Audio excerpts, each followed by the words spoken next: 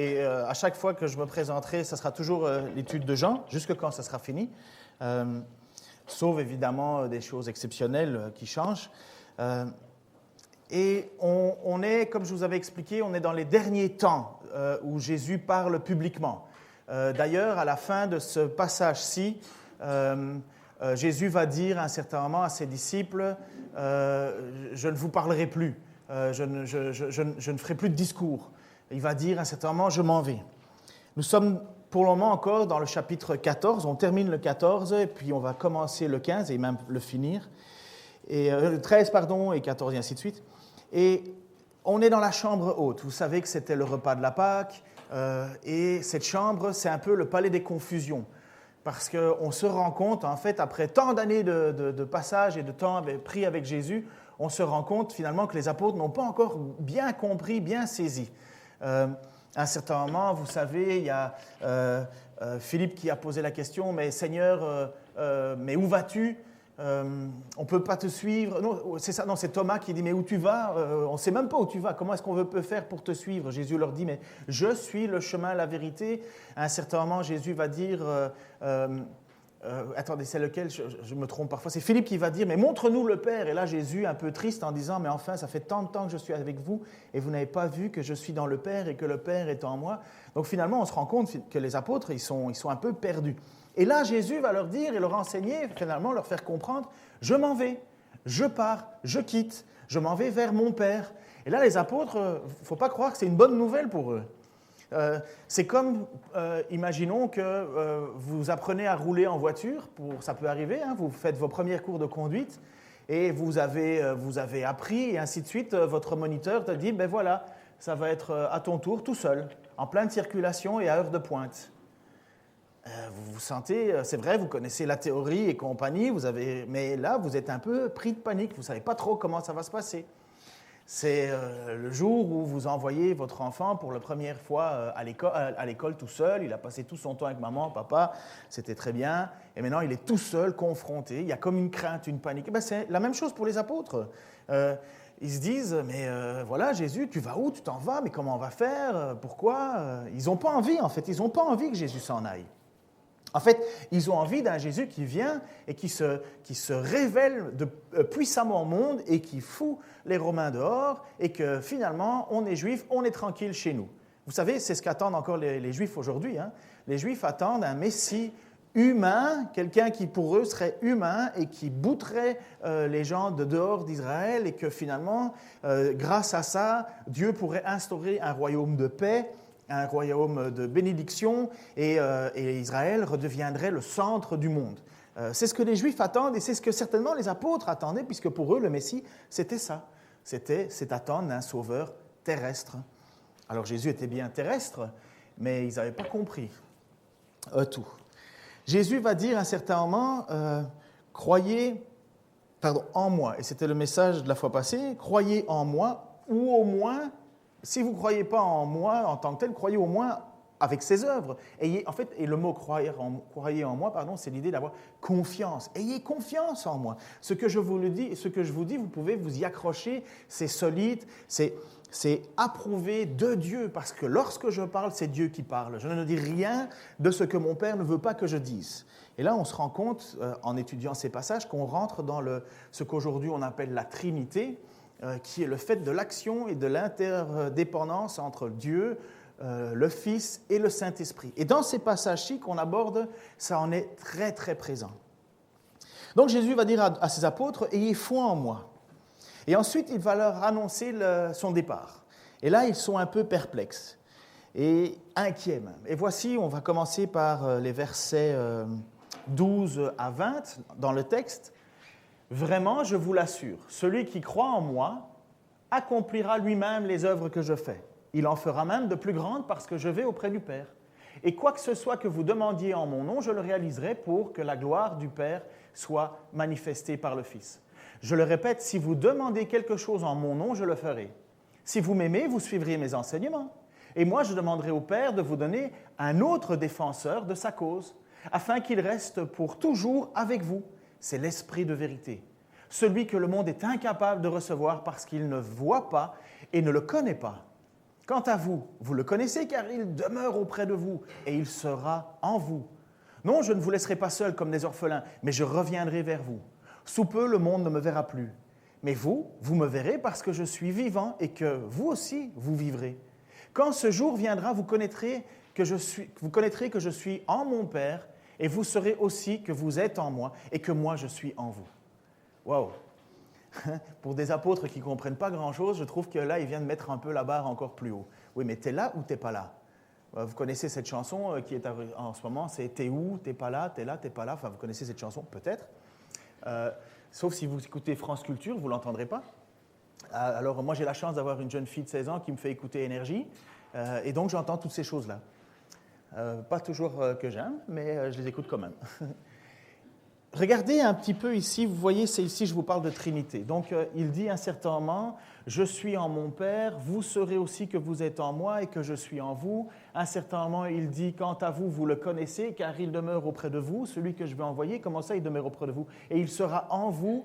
À un certain moment, Jésus est en train de dire que lorsqu'il va partir, il va envoyer le paraclète. Ça, c'est le mot grec qui est utilisé, le défenseur. L'avocat, celui qui plaide la cause, celui qui console.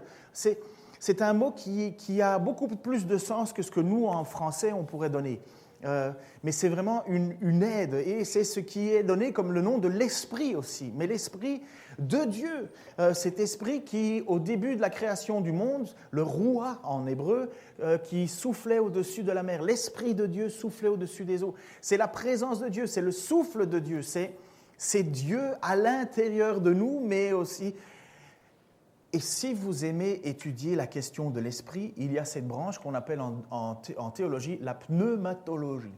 La pneuma, c'est l'idée de l'étude de l'esprit. Et je peux vous assurer que sur la question de l'esprit, il y a à boire, à manger, entrée, plat, dessert, jusqu'à indigestion pour certains, ou jusqu'à mort sans suivre pour d'autres. Pour certains, l'esprit n'agit plus. Pour d'autres, il est partout, tout le temps, à n'importe quelle sauce. Et je peux vous assurer que étudier, enseigner sur l'esprit, c'est une gageure aujourd'hui. Parce qu'on lui fait dire tout et n'importe quoi. C'est incroyable le nombre de tendances qu'il y a sur la question de l'esprit. Alors, aujourd'hui, je ne prends pas de position, bien que j'ai la mienne. Je veux juste qu'on s'arrête et qu'on regarde ce que Jésus va promettre. Parce que si on rentre dans une étude approfondie de l'esprit, on n'a pas fini de nous chamailler, parce qu'on a tous une idée. On va regarder ce que Jésus promet à ses apôtres et quel est le but. Après ça, il faut faire un petit peu, après on verra, hein, donc on verra dans l'avenir les choses qui vont couler de suite, mais voilà le moment où l'esprit n'est pas donné, bien qu'il est toujours présent. C'est déjà la première particularité. Il dit à un certain moment, « Celui qui croit en moi accomplira lui-même les œuvres que je fais. » Alors, qui, depuis le départ de Jésus, a marché sur l'eau? Ressuscité un mort. Qui a multiplié des pains?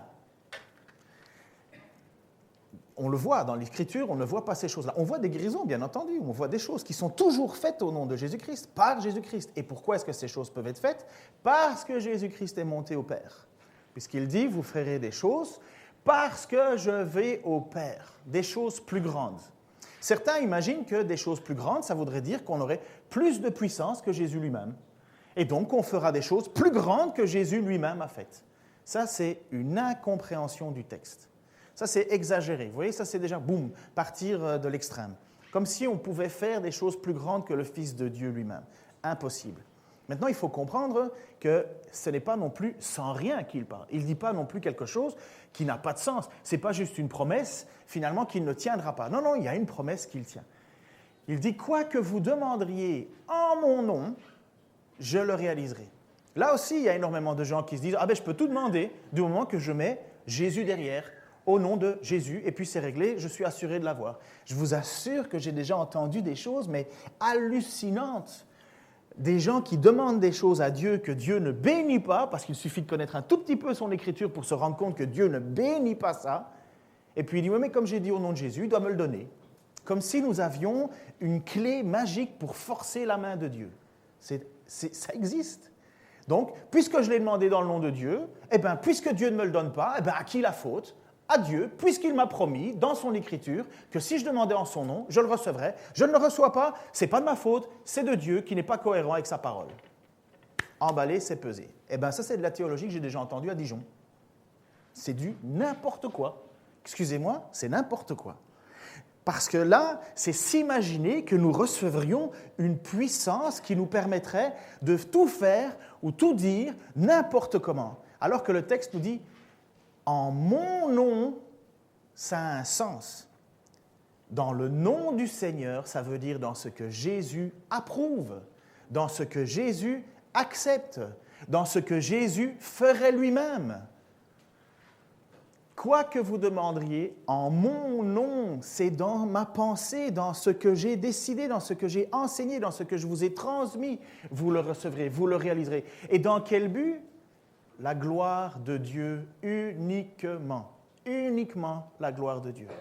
Tout ce que vous demanderez dans le cadre de mon nom, pas juste avec, je l'ai dit au nom de Jésus, mais dans le cadre de mon nom, le Père l'accordera dans le but de glorifier Dieu. Je le répète, si vous demandez quelque chose en mon nom, je le ferai. Et puis après ça, et ça c'est dommage, malheureusement, beaucoup s'arrêtent ici dans les passages en faisant volontairement sortir ce texte du contexte. Et donc ils disent, voilà, puisque Dieu a dit, c'est fait, j'ai le droit de tout avoir. Oui, mais et la suite, on fait quoi ? Jésus n'a pas fini d'enseigner ses apôtres. Le contexte, c'est qu'il est en train de leur parler. Et voici ce qu'il leur dit. « Si vous m'aimez, vous suivrez mes enseignements. » Mais c'est lié à ce qu'il vient de dire avant. Si vous demandez en mon nom, oui, mais si vous m'aimez, vous suivriez mes enseignements. Donc c'est bien l'idée que Jésus ne leur dit pas porte ouverte, faites et demandez ce que vous voulez. Non, mais c'est dans le cadre de ce que Jésus a enseigné. Et moi, je demanderai au Père de vous donner un autre défenseur, le Paraclète, afin qu'il reste toujours avec vous. C'est l'Esprit de vérité. Vérité. Celui que le monde est incapable de recevoir parce qu'il ne le voit pas et ne le connaît pas. Quant à vous, vous le connaissez, c'est qui ? Mais c'est Jésus. Car il demeure auprès de vous. Il n'y a pas de différence entre l'Esprit de Dieu, Dieu et Jésus-Christ. Et il sera en vous. Il ne l'est pas encore. C'est une promesse qu'il va leur donner. Non, je ne vous laisserai pas seuls comme des orphelins, mais je reviendrai vers vous. Alors là, on n'est pas trop sûr de ce qu'il est en train de dire. Est-ce qu'il est en train de parler uniquement à ses apôtres en disant je vais vous quitter, mais vous allez me revoir. On sait que les apôtres ont revu Jésus. Il est venu dans la chambre haute, il était au bord de l'eau, il est passé à travers la pièce leur jour où Thomas a reconnu. Il s'est montré aux disciples. C'est étonnant de voir que Jésus ne s'est montré à personne d'autre après qu'à ses disciples ou ses apôtres. Personne d'autre ne l'ont vu, à part Saül. Vous vous souvenez, Saul, quand il s'est converti, il est tombé à terre parce qu'il a eu une lumière. Qu'est-ce que dit le texte au sujet des deux soldats ? Ils n'ont pas vu. Seul Saül, qui devint plus tard Paul. Jésus ne se montre plus aux non-croyants. Étonnant. Il se montre à une catégorie. Il dit, c'est l'Esprit de vérité, celui que le monde est incapable de recevoir. Enfin, bref. Je ne vous laisserai pas seul comme des orphelins, mais je reviendrai vers vous. Sous peu, le monde ne me verra plus. Quand il dit le monde, je vais venir plus tard, c'est dans mes notes. Mais vous me verrez, parce que je suis vivant, vous aussi, vous vivrez. Donc, quand ce jour viendra, vous connaîtrez que je suis en mon Père et vous saurez aussi que vous êtes en moi et que moi, je suis en vous. J'ai dépassé toutes mes notes, mais ce n'est pas très, très grave. Jésus donne des conditions. Et dans ce passage, il y a un lien entre ce que l'on demande à Dieu et notre attitude, notre cœur, notre pensée. Bien sûr, la première chose qu'il faut, c'est la foi, la croyance. Il faut avoir la foi que Dieu est auprès du Père. Il faut avoir la certitude que lorsque tu pries Jésus a le pouvoir de réaliser des choses puisqu'il est auprès du Père, puisqu'il peut intervenir. Donc la première démarche, la première chose qu'il faut, c'est la foi. Jésus n'est pas nulle part, il est auprès du Père. Et lorsqu'on prie au nom de Jésus, lorsqu'on prie Jésus pour quelque chose, Jésus l'accorde parce qu'il est auprès du Père, mais la première chose qu'il faut avoir certitude, c'est croire cela. Si on prie et finalement on se dit « Oh ben, ça ne peut pas arriver, c'est pas possible ». De toute façon, on ne sait pas trop si Jésus est un personnage vrai, pas vrai, une idée aussi. Non, la première chose qu'il faut avoir cette certitude, c'est ce que Jésus dit aux apôtres, mais il faut avoir la foi. La deuxième chose, c'est qu'il faut de l'amour pour Jésus.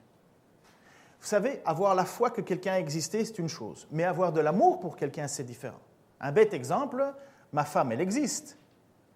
Elle est là, on peut la toucher. Enfin, touchez pas, mais on peut la toucher, je veux dire. C'est visible. Mais j'aime ma femme. Le président de la République de France, il existe. Mais, vous comprenez, ce n'est pas la même chose qui lie ma femme et moi et le président. Pourtant, ils existent tous les deux.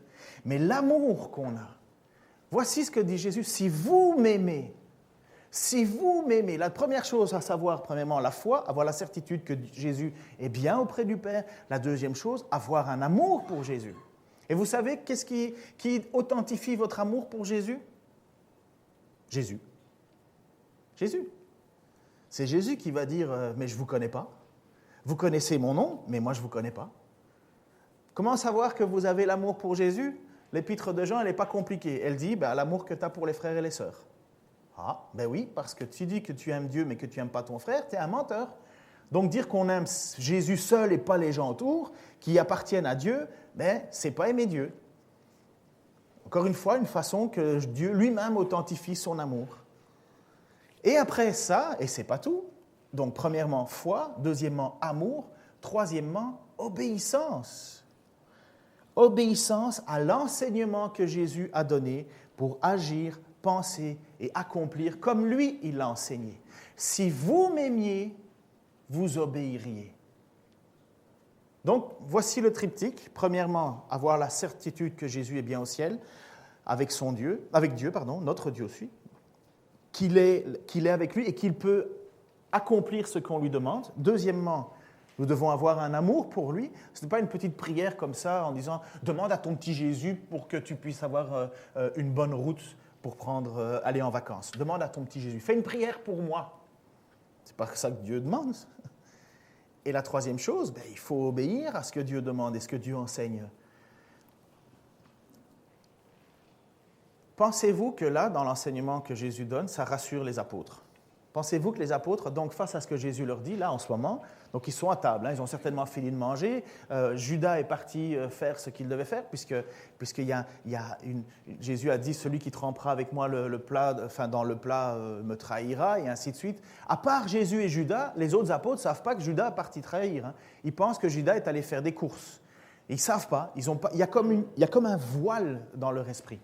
Et donc, est-ce que vous pensez que tout ça, ça rassure les apôtres?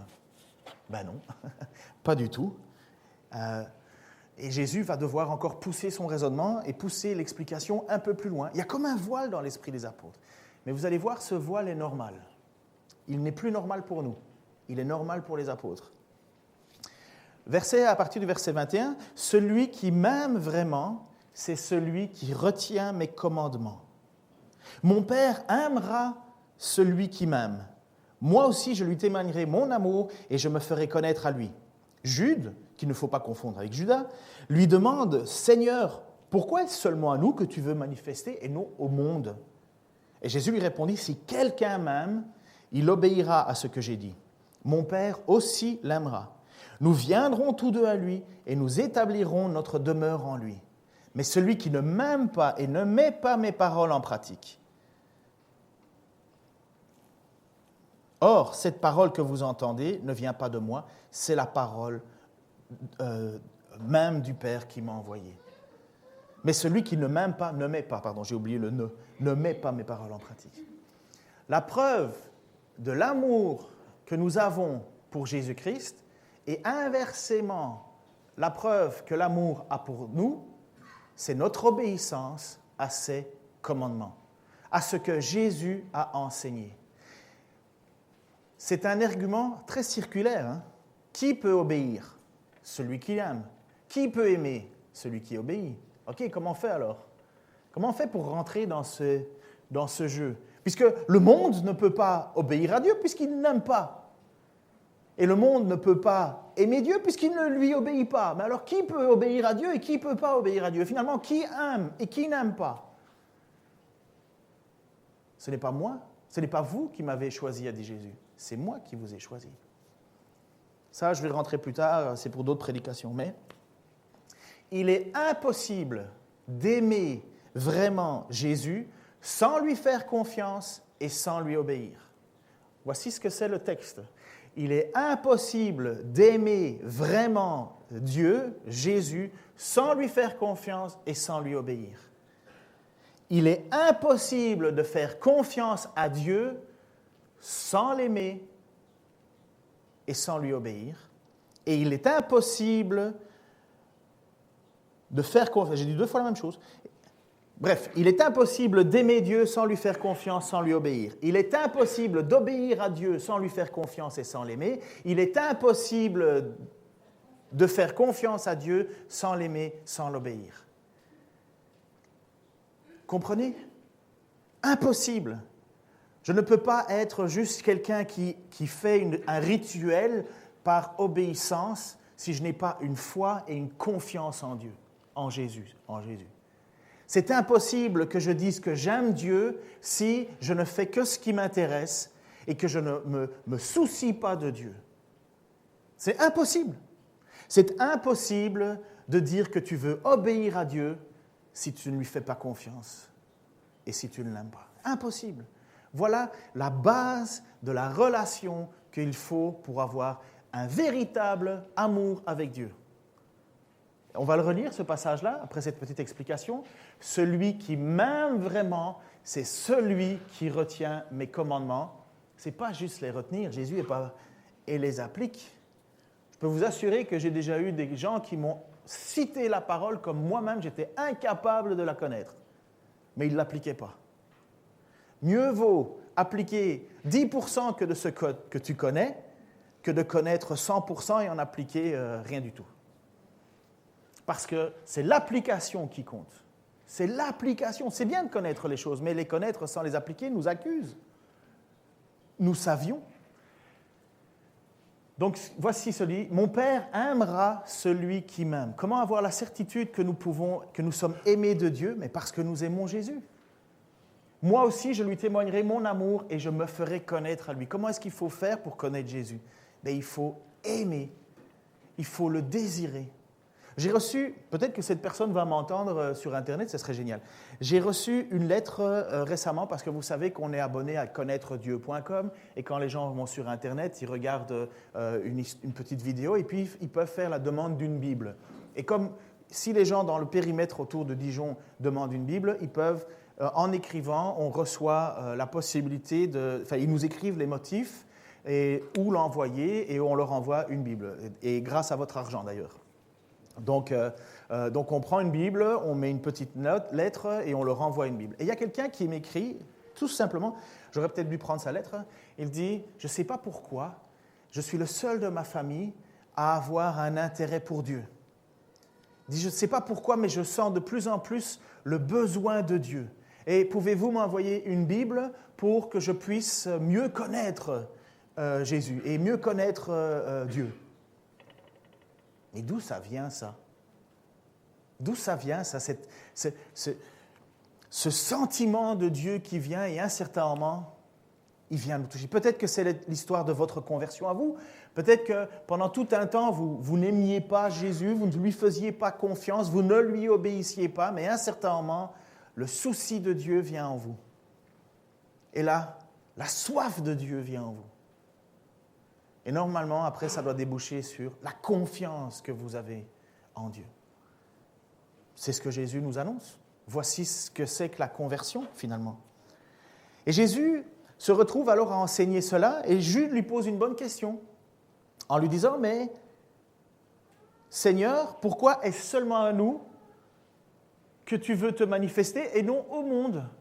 Pourquoi est-ce que c'est seulement nous qui aurions droit à et qui verrions ta puissance et ta présence. Et pourquoi seulement nous?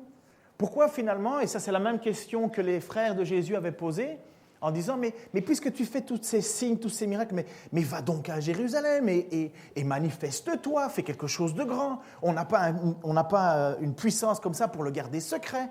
Et Jésus leur dit à ce moment-là, mon heure n'est pas venue. Et Jude, il est dans la même pensée. Il dit, mais Seigneur, pourquoi est-ce que tout est secret? Pourquoi est-ce que tu ne dis pas les choses plus clairement? Pourquoi est-ce que tu ne fais pas les choses avec plus grande autorité? Pourquoi tu n'exploses pas de puissance devant tout le monde afin qu'ils reconnaissent qui tu es? Jusque-là, Jésus, il est visible, d'accord? Il est tangible, on peut le toucher, on peut essayer de le rencontrer. Il y en a même certains qui essayent de lui jeter des cailloux. Et aujourd'hui, qu'est-ce qu'on dit? Et je suis content que la majorité des historiens ont redonné un peu raison au monde qui se perdait. Jésus est bien un homme historique. Il a bien existé. Et c'est ce que Jude leur demande. Mais pourquoi te cacher? Manifeste ta puissance.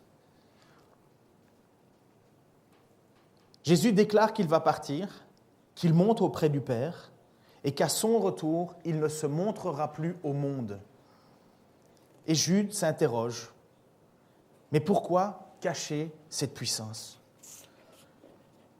Jésus ne se fera plus connaître au monde. Et lorsque Jésus parle du monde, vous pensez à quoi? Quand Jésus parle à Nicodème en Jean 3 et qu'il dit « Car Dieu a tant aimé le monde », est-ce que le monde pour vous, c'est les Alpes avec des pâquerettes, des petites marmottes qui courent, et le monde est magnifique, et le monde est merveilleux, et oh, le monde est beau. C'est quoi le monde dans ce texte-là? Le monde? Pardon? Ouais. Et pire que ça, c'est pas une distance géophysique. Quand il est dit que Dieu a tant aimé le monde, ou que le texte nous dit que Jésus ne se montrera plus au monde, voici ce qu'il dit. Il ne se montrera plus de façon tangible aux cupides, aux rebelles, aux coupables de cruauté, aux ceux qui sont coupables de mensonges, de vol, le monde dans ce qui est mauvais et qui rejette Dieu. Lorsque Jésus dit « Je ne me montrerai plus au monde », il ne veut plus se montrer physiquement dans le monde dans lequel il est. Pensez-vous que c'était joyeux, le ministère de Jésus-Christ pendant ces 3 ou 4 années sur terre? Pensez-vous que c'était joyeux? C'est sûr que voir des miracles, c'est chouette. Mais qu'est-ce que Ésaïe nous dit? Homme de souffrance habitué à la douleur. Vous êtes Dieu. Vous veniez au milieu de votre monde. Vous accomplissez des choses extraordinaires et ceux qui vous attendent depuis longtemps vous rejettent. Ceux qui sont avec vous ne comprennent pas trop. Jésus a plusieurs fois dû dire « Mais combien de temps je vais devoir rester avec vous ?» Vous êtes la puissance qui a créé le monde géophysique. Et lorsque vous arrivez au milieu de vous, il n'y a que des moments de difficulté, des moments de tension.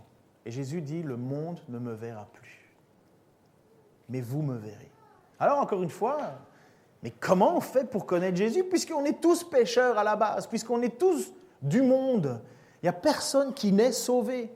Comment est-ce qu'on fait? Comment est-ce qu'on fait alors? Comment on fait ce lien pour que moi qui suis, oui, menteur, voleur, tricheur et tout ce que tu veux, comment est-ce que je fais pour connaître Jésus? Puisqu'il ne se manifestera plus à moi, il ne se montrera plus à moi. La question est bonne, hein? Apparemment non. Voici ce qu'il va dire. Je vous dis cela pendant que je suis encore avec vous.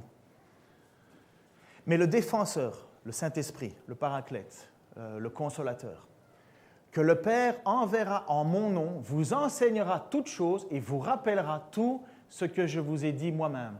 Je vous pars, mais je vous laisse la paix. C'est ma paix que je vous donne. Je ne la donne pas comme le monde donne. C'est pourquoi ne soyez pas troublés, n'ayez aucune crainte dans votre cœur. Jusqu'à présent, ça a toujours été Jésus qui était le personnage public. Les apôtres ont été comme des élèves, ils n'ont fait que suivre. C'est Jésus qui enseignait, c'est Jésus qui guérissait, c'est Jésus qui montrait les signes de sa puissance. Et il fallait qu'il le fasse, parce que ces signes étaient là pour prouver qu'il était le Fils de Dieu. Mais lorsqu'il va partir, qu'est-ce qu'ils vont faire les apôtres? Comment est-ce qu'ils vont faire pour parler de ce royaume? Parce que qu'est-ce que Jésus parle bien du royaume de Dieu? Qu'est-ce que Jésus parle bien du ciel? Personne n'a jamais parlé avec autorité comme lui. Mais Jésus dit à ses apôtres, je m'en vais. Et qu'est-ce qu'ils vont faire, les apôtres? Eh bien, Jésus leur dit, je vais vous envoyer le Consolateur. Je vais vous envoyer le Saint-Esprit. Et ce Saint-Esprit a pour but de continuer l'œuvre de Jésus. Jésus dit qu'il ne se montrera plus au monde, mais il dit à ses apôtres, vous allez recevoir une puissance, la puissance qui vient de Dieu, le Saint-Esprit, le Consolateur, le Défenseur, il viendra de Dieu et il sera là pour vous enseigner ce que je vous ai dit. Il enseignera toutes choses et il vous rappellera ce que je vous ai dit. Si Jésus n'avait pas envoyé le Saint-Esprit, l'Église n'existerait pas. Vous savez ça? L'Église n'existerait pas. Jésus n'a pas bâti une Église. Jésus n'a pas fait en sorte qu'il y ait un lieu de culte, qui lui rende un culte. Il avait 12 serviteurs, 12 apôtres qu'il a choisis, et il a parcouru en annonçant un message. Mais Jésus n'a pas commencé l'Église.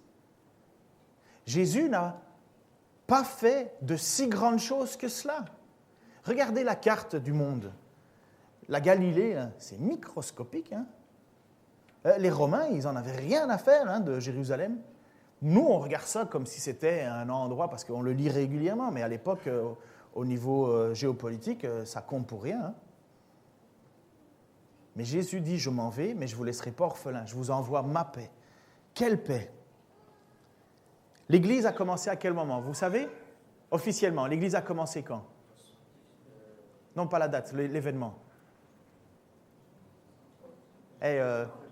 N'ayez pas peur, ce n'est pas parce qu'on est baptiste qu'on n'a pas le droit de dire le mot Pentecôte. À la Pentecôte, l'Église a commencé. À la Pentecôte, c'est quoi la Pentecôte? C'est le don de l'Esprit de Jésus à son Église. Et c'est à ce moment-là que l'Église a commencé. Qu'est-ce que dit Jésus? Et d'ailleurs, il suffit de relire le passage sur la Pentecôte pour voir que lorsque Pierre se met à parler, il enseigne au sujet de Jésus. Il commence à enseigner au sujet de Jésus. Il parle. Jésus n'a pas bâti une église, il a demandé à Pierre, tu peux mettre le passage? Jésus a dit à Pierre et finalement à tous les apôtres, moi je te dis tu es Pierre et que c'est sur cette pierre que je bâtirai mon église et que les portes du séjour de la mort ne prévaudront pas contre elle. Pour le moment, on est dans la pièce haute. Les apôtres, ils n'ont pas envie que Jésus s'en aille, mais Jésus avait déjà annoncé que Pierre serait celui sur lequel Jésus bâtirait son église. La confession, Pierre a dit juste avant ça, il dit « Tu es le Seigneur, le Fils de Dieu, à qui irions-nous » Et Jésus leur dit « Ce n'est pas toi qui dis cela, c'est le Père qui t'a donné ça. Je bâtirai mon église. » Juste après ça, il y a Pierre qui dit « Non, t'en vas pas. » Et Jésus est obligé de lui dire « Arrière de moi, Satan. » Parce qu'il s'opposait au plan de Dieu. Mais Jésus est en train de dire que c'est grâce à des hommes qu'il va bâtir son église. C'est grâce à un homme faible comme Pierre, impulsif comme Pierre, ou comme Thomas qui doute, ou comme les autres apôtres qui finalement ne sont pas si merveilleux que ça. Il leur dit qu'il va bâtir une église. À la Pentecôte, Dieu accomplit ce qu'il a promis dans la chambre haute. Il dit « Je vous enverrai mon esprit. » Et vous enseignerez grâce à cela. Vous vous souviendrez de ce que je vous ai dit. Vous pensez que quand Jésus était là, et on a écrit des livres sur lui? Non. Comment se fait-il qu'on se souvienne de toutes ces histoires de Jésus? Je vais vous prouver par le texte lui-même que ce que Jésus a dit était particulier. Tu peux aller jusqu'à la photo chapitre 2, 19 à 22. Chapitre 2, Jean 2, 17 à 22. Donc je crois que c'est la troisième après ça.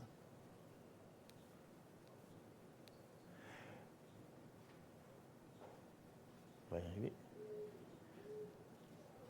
Après. Voilà, merci beaucoup. Donc on est dans le ministère de Jésus. Les apôtres sont avec lui.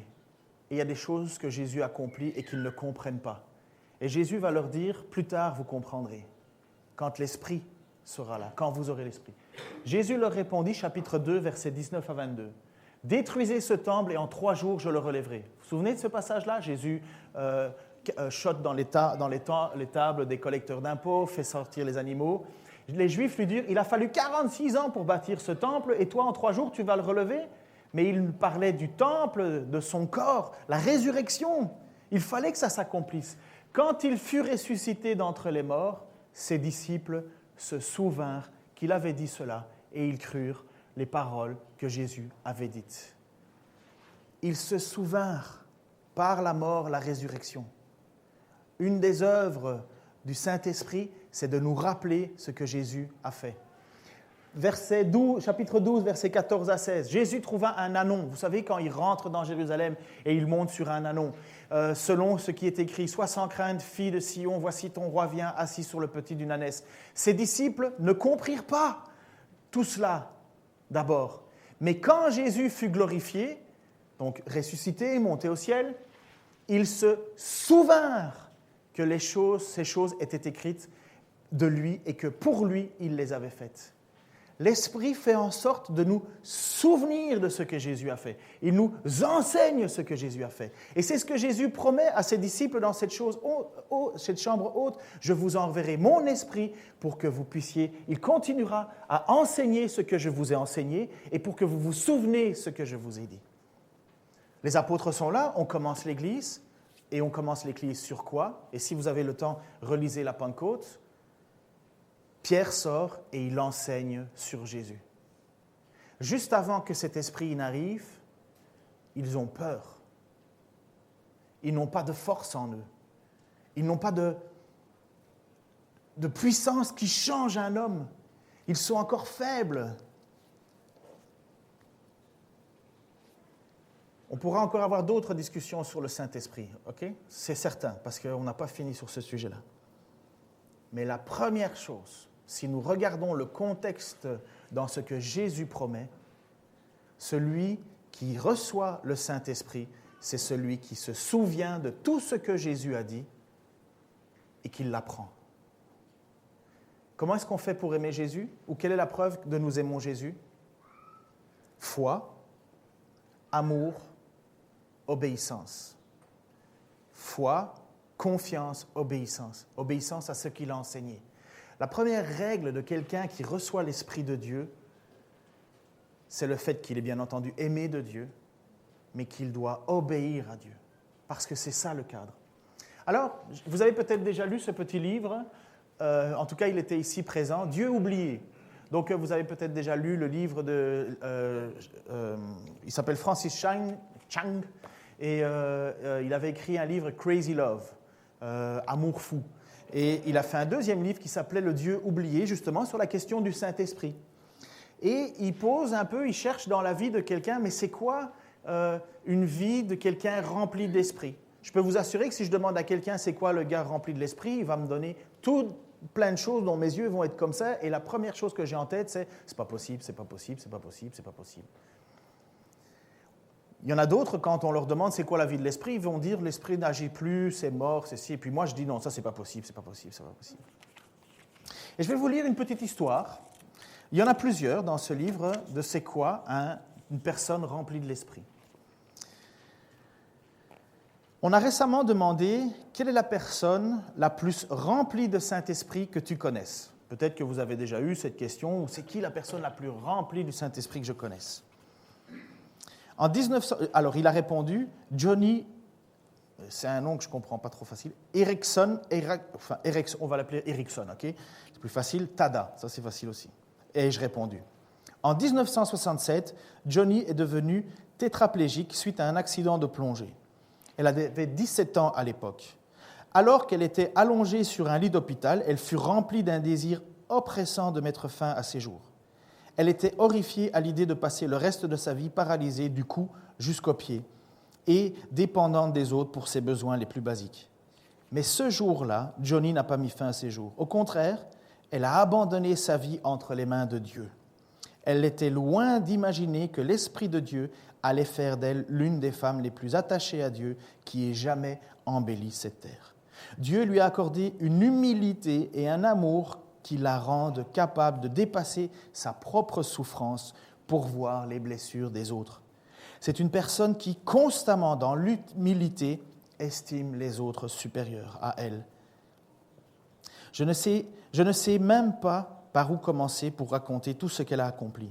Pendant ces 2 années de rééducation après l'accident, elle a passé des heures entières à apprendre à peindre en tenant un pinceau entre ses dents. Ses peintures détaillées sont très recherchées. Son autobiographie, Johnny, a connu un succès international et adapté en long métrage. En 1979, elle a fondé le Johnny and Friends pour développer le ministère chrétien auprès des handicapés du monde entier. Cette organisation a mené à la création en 2007 du centre Johnny and Friends International Disability Center, le centre international de Johnny et ses amis pour les handicapés. Ce centre touche actuellement des milliers de familles autour du globe. Chaque semaine, plus d'1 million de personnes écoutent sa chronique radio quotidienne, Johnny and Friends. L'organisation qu'elle a commencée permet à des centaines de familles touchées par le handicap de participer à des retraites familiales dans tout le pays. Wheels of World, des roues pour le monde, collecte des fauteuils roulants, des détenus les remettent à neuf dans des maisons correctionnelles.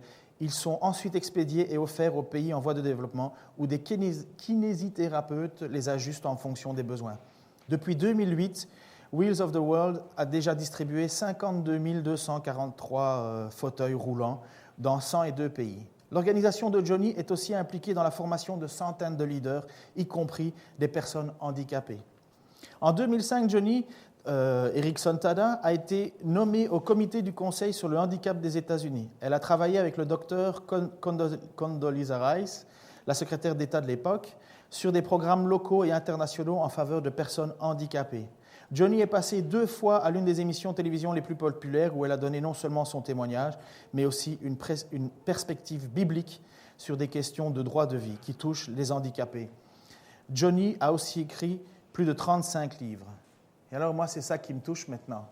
Parce que là, on va se dire, mais comment on fait ça, c'est du super-héroïsme. Oui, Dieu peut faire ça. Mais écoutez la suite. Et c'est presque fini. Néanmoins, si j'estime que Johnny est la personne la plus remplie de l'esprit que je connaisse, ce n'est certainement pas à cause de tout cela, de tous ses exploits. Cela n'a même rien à voir. C'est parce qu'il est impossible de passer 10 minutes avec Johnny sans qu'elle se mette à chanter et à citer les paroles ou à donner un mot d'encouragement, toujours à propos. Je n'ai jamais vu le fruit de l'esprit manifesté plus clairement dans la vie d'une personne que lorsque je suis à ses côtés.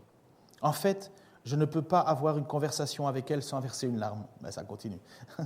Parce que Johnny est une personne dont la vie témoigne de l'œuvre du Saint-Esprit en elle, à travers d'elle et à tous les niveaux. Pensez que les apôtres, c'était des bonnes personnes à la base? Pensez qu'ils avaient envie d'être des gens qu'on allait sacrifier? Pensez que le monde cruel tel que Dieu le voit est un bon monde? Non. Mais comment on fait pour transformer quelqu'un comme ça? Comment on fait pour que l'enseignement de Jésus-Christ devienne une réalité dans ta vie et te transforme? Comment on fait pour avoir un amour débordant pour Jésus-Christ? Comment on fait pour avoir une foi débordante en Jésus-Christ? Comment on fait pour faire en sorte de ne plus avoir confiance en ses propres raisonnements, mais en ceux de Dieu? Il faut que l'Esprit vienne. Il faut qu'on soit rempli de l'Esprit. Et à partir de là, ce n'est pas des choses toujours extraordinaires qui vont se passer, mais c'est des vies transformées. C'est des vies qui vont être changées. Des vies où, dans notre cœur, dans notre esprit, il n'y a que Jésus-Christ qui compte. Quand Paul va dire à un certain moment au sujet de sa vie, « Pour moi, vivre ou mourir, ce n'est pas important. Ce qui m'intéresse, c'est Christ. Christ, Christ, Christ. » En fait, et ce n'est pas compliqué, Jésus est en train de leur dire à ses apôtres, « Si je ne vis pas en vous, ça ne marchera pas. Mais il faut que je m'en aille. Il faut que je parte. Il faut que j'aille servir. Il faut que je retourne auprès du Père.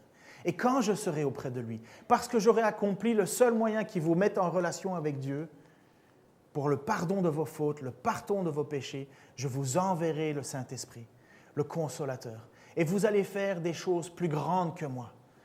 parce que vous allez bâtir mon Église. Et si aujourd'hui vous remettez votre vie dans les mains de Dieu, si pour vous le seul désir que vous avez c'est de louer le Seigneur, c'est parce que Jésus est retourné auprès du Père et qu'il a promis d'envoyer le Saint-Esprit. Et c'est ce qui fait qu'aujourd'hui, tu es chrétien, que tu as la certitude d'être sauvé parce que tu aimes le Seigneur, parce que tu lui fais confiance et parce que tu lui obéis. Il n'y a pas d'autre évangile. Il n'y a pas d'autre évangile. Seigneur Dieu, merci pour ta grâce. Merci pour ton amour. Parce que c'est vrai, lorsque je me rends compte à la manière dont tu es rentré dans ma vie, Seigneur, je n'avais rien qui pouvait t'aimer, Seigneur. Je n'avais rien qui pouvait te suivre ou t'obéir. Je n'avais aucun désir de faire tout cela. Seigneur, mais tu es rentré en moi.